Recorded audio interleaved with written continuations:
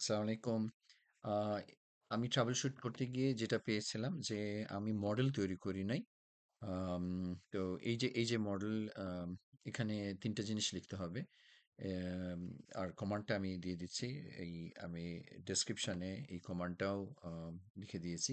PHP artisan make model product. প্রোডাক্টটা হলো আমাদের প্রোডাক্টের মডেল।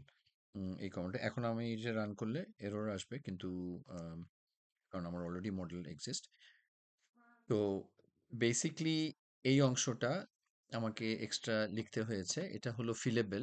এটা যেহেতু আমি ডেটাটা এখানে পাস করে পাঠাবো প্যারামিটার আকারে, নাম, ডেসক্রিপশন এবং প্রাইস, এজন্য এইটা লিখতে হবে। প্রোটেক্টেড, ডলার ফিলেবল, এবার সেমিকোলন দিয়ে আই মিন থার্ড ব্র্যাকেট দিয়ে আম যেই ৩ টা আমার ডেটাবেজের যে টেবল নেম সেই ৩ টা। তো এখন আসুন আমরা রান করি। আম রানের কমান্ড হলো পিএইচপি আর্টিসান সার্ভ। এটা রান করছি।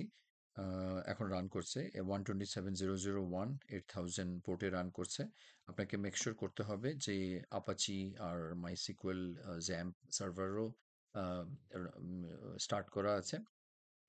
এখন আমরা উম, যদি ইয়েতে আসি, আম, আমাদের পোস্টম্যানে আসি, এটা হবে গেট, কারণ এটা আমরা গেট করব, যে ফাংশন গেট তৈরি করব। এপিআই ফরওয়ার্ড স্ল্যাশ প্রোডাক্টস, এটা হলো আমাদের রাউটে যেমন যেভাবে দিয়েছিলাম।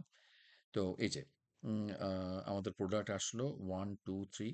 তো 1 2 সরি 3 নাই, 1 এবং 2, ক্রিয়েট টাইম স্ট্যাম্প এবং ডেট টাইম স্ট্যাম্প এখানে আসছে। তো এখন যদি আমি আম, একটা থার্ড একটা প্রোডাক্ট তৈরি করতে চাই, তাহলে এটা হবে পোস্ট। তার মানে আমি এটা ইনসার্ট করব, এবং ইনসার্ট করলে আমাদের প্যারামিটারে আমাদের 3টা ভ্যালু দিতে হবে, যেমন ফিল্ডে আছে, একটা হলো নেম, একটা হলো ডেসক্রিপশন, আর একটা হলো প্রাইস। এখন আমরা 3টা ভ্যালু পাঠাবো। নেম দিলাম মাই নেম, একটা দিলাম মাই ডেসক্রিপশন, আর প্রাইস দিলাম $2 বা $22, জাস্ট টেস্ট করার জন্য। 32 পয়সা, 33 পয়সা দেওয়ার পর মেকশোর করতে হবে আম, এটা প্যারামিটার আকারে যাচ্ছে, এবং এটা রান করি, সেন্ড করি। বলা প্রোডাক্টস ক্রিয়েটেড সাকসেসফুলি, আমাদের প্রোডাক্ট হয়ে গেছে। এখন দেখা যাক যে প্রোডাক্ট আসলেও ক্রিয়েটেড সাকসেসফুলি কিনা। এটাতে গিয়ে আবার আমরা আমাদের ইউআরএল এ ফিরে যাই, দেওয়ার পর হ্যাঁ, তো এই যে 3 নাম্বার প্রোডাক্ট অলরেডি তৈরি হয়ে গেছে। এখন যদি 2 নাম্বার প্রোডাক্টটাকে আমরা আপডেট করতে যাই, তাহলে এটা ওই এডিটের মধ্যেই পড়ে, আপডেট হবে এটা। তাহলে এখানে লিখতে হবে আমাদের কিটা হলো 2, কারণ আমরা আইডিটা পাঠাচ্ছি। আর এটা হবে পুট পুট আমরা আগেও বলেছি, এবং প্যারামিটারে আমি দেব কি কি জিনিস আপডেট করতে চাই। তাহলে আমি মেইনলি 2টা, নাম, ডেসক্রিপশন এবং প্রাইস যদি আপডেট করতে চাই, বা খালি 2 নাম্বার প্রোডাক্টের নাম এবং ডেসক্রিপশন, আমার মনে হয় 3টেই দিতে হবে, বাট আমরা 2টা করে দেখি। নাম, এখানে টেস্ট ফ্রি আছে, এখানে আমি লিখলাম টয়োটা, ইউটিএ, এবং ডেসক্রিপশনে ডিএসসি, প্রাইস একই রাখলাম, ডেসক্রিপশনে দেখলাম মাই কার, দেওয়ার পর সেন্ড।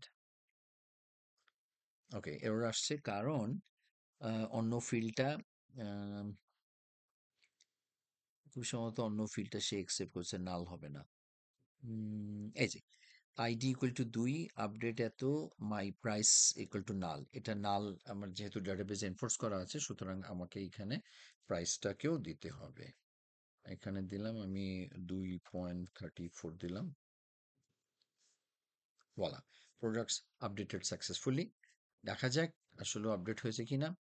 এটা ছিল আমাদের 2 নাম্বার প্রোডাক্ট।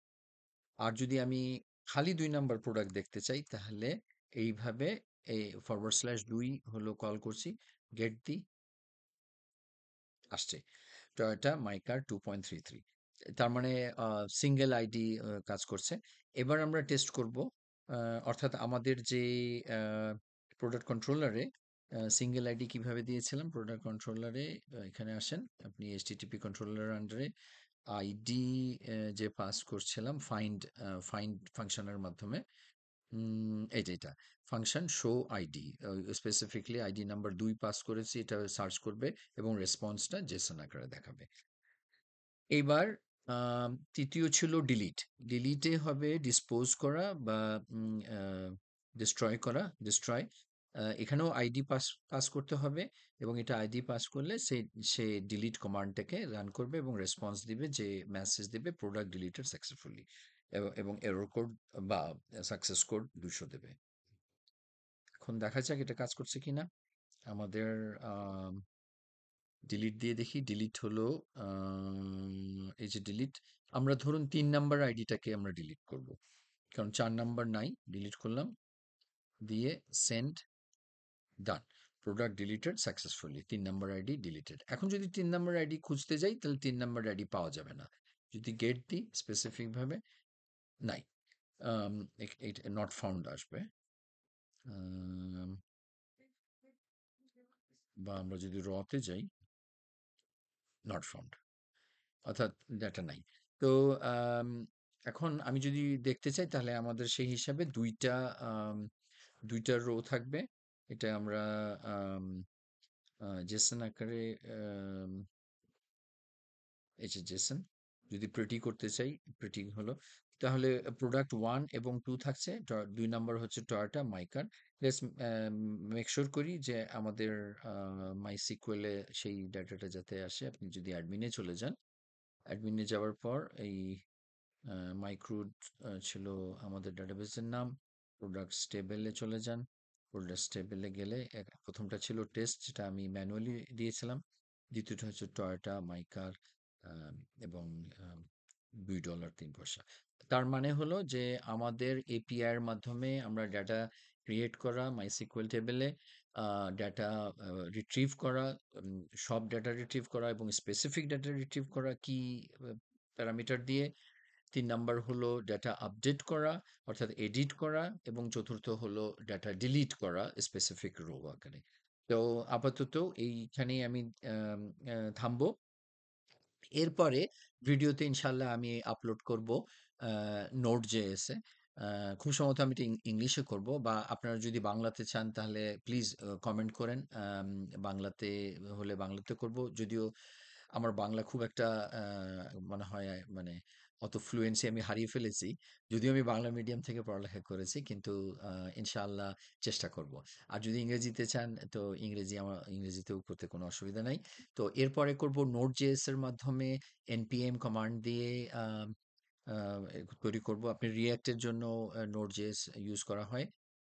আমি তো আমি ফাইন্ড করেছি যে, মানে আমি পেয়েছি যে নোট জেএসটা, যদিও হোস্টিং একটু এক্সপেন্সিভ, কিন্তু নোট জেএস এ এপিআই তৈরি করা খুবই ইজি।